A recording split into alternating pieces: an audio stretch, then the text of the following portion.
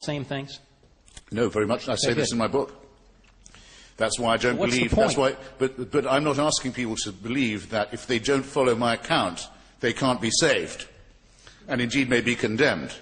So you have no knowledge of what ought to be an axiom, really, or at any rate a very strong injunction. Extraordinary claims should require pretty extraordinary evidence. And how do you define that? And these extraordinary claims have no non-contradictory eyewitness attestation of any kind at all. They can quite safely be dismissed as belonging to the prehistoric era. There are 84 details in the book of Acts alone from chapter 13 to the end of the book that have been verified as eyewitness testimony by Roman historian Colin Hemmer. 84 details, eyewitness details, only could have been known by an eyewitness. The Acts of the Apostles?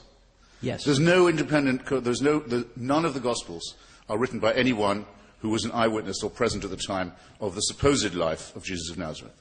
John? No. John wasn't there. These are full of later accretions. That's why they're so full of contradiction. Well, we could have a whole other debate, but you can get his book. No one's been able to date the Gospels to anything like closer than about 20 years after the supposed events. That's a long, long time in which a rumor could get started. Takes at least 2 generations for... Let's now move to the next question from the audience. Hi, I'm not really sure how to phrase this question, so just bear with me. Either can answer. But how do you explain biblical prophecies? How do you, like the fact that the Old Testament, thousands and thousands of years before Jesus Christ entered into the world, how is it that they prophesied when he was going to come, how he was going to enter into the world, where he was going to be born, how he was going to die, who was going to crucify him, who he would be crucified with, where he would be crucified.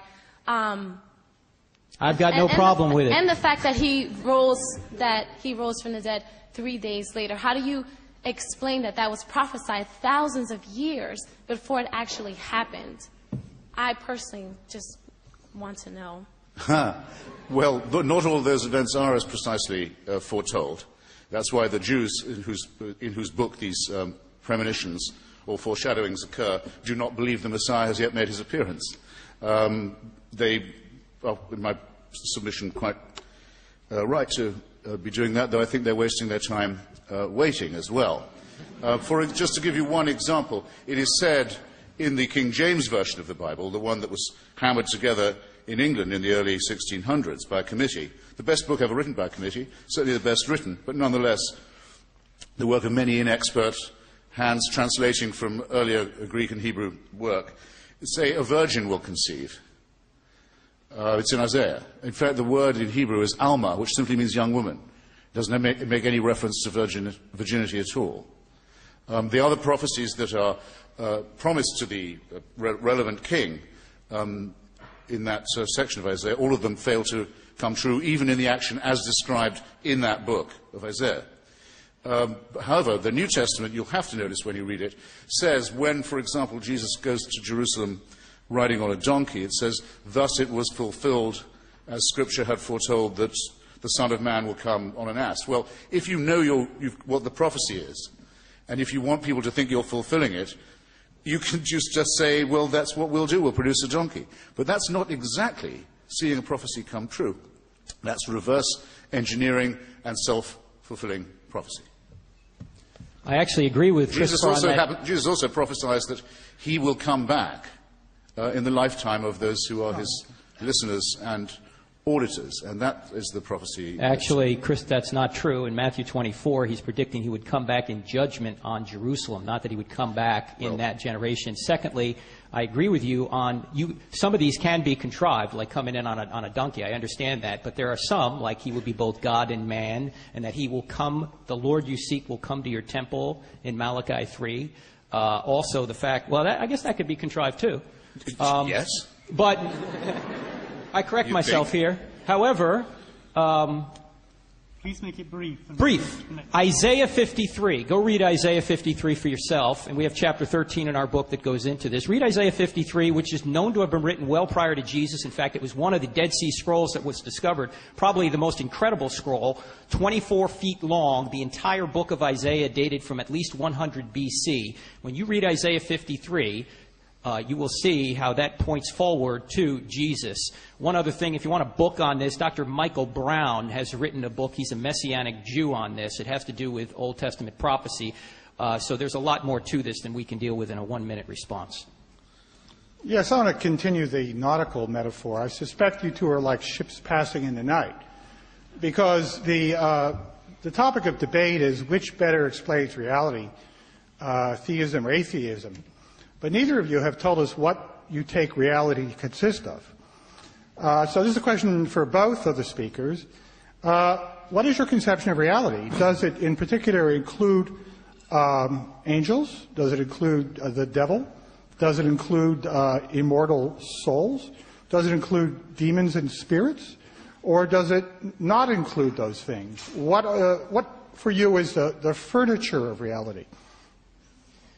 Well, I would agree with, obviously, if I believe the Bible, I agree with all those things you just mentioned. But when I was thinking about this debate, reality, the first thing you got to start with is the classic question: if there is no God, why is there something rather than nothing? So we start there, and then we move forward from that. And then we went into the fine-tuning of the universe, how the universe is precisely tweaked. And then we talked about the specified complexity in life and the moral law and the order and immaterial reality known as the laws of logic and mathematics. I think all those things are real. I think morality's real. I think mathematics are real. I think the laws of logic are real.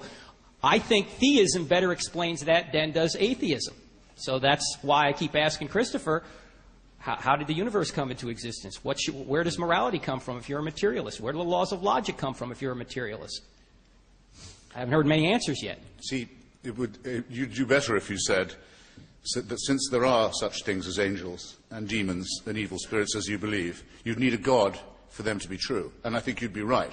You'd be on much safer ground. How could that be happening? How could Jesus of Nazareth make a cluster of devils leave a madman and go into a herd of pigs that would then commit suicide? A wondrous miracle, if ever I've heard of one.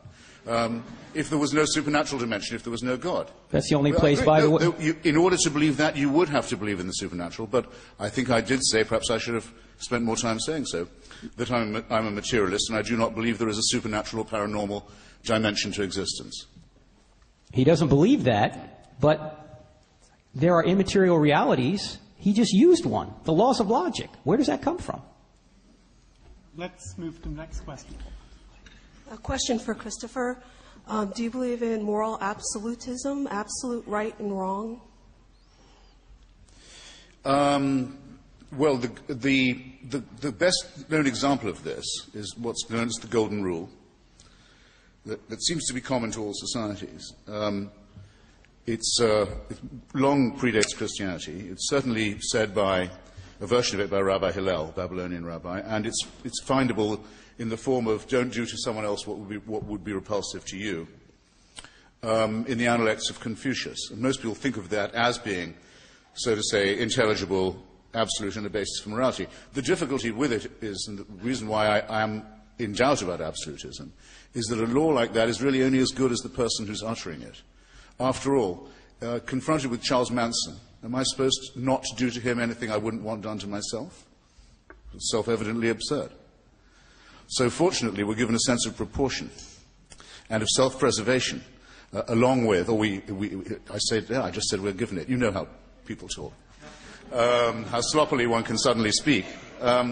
We have, by trial and error, learned the value of a sense of proportion, along with the need for human